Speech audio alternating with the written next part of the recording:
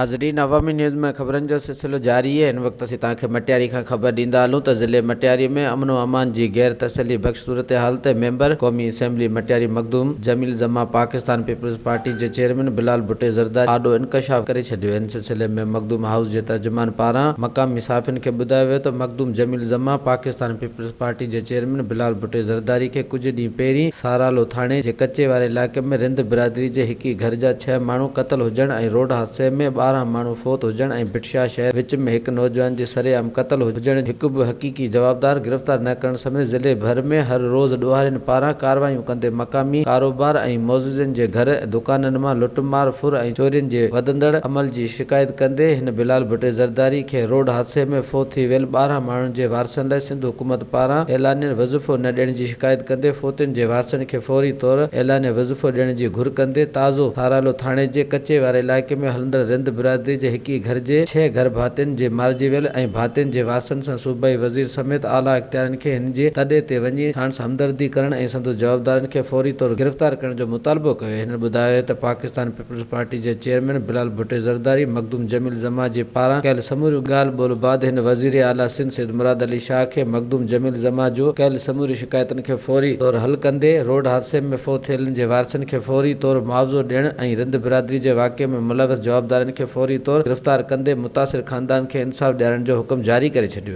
वधीक ख़बरनि ऐं तफ़सील जे लाइ विज़िट कयो असांजी वेबसाइट awamiNewsHD.com ऐं ॾिसंदा रहो अवामी न्यूज़ HD।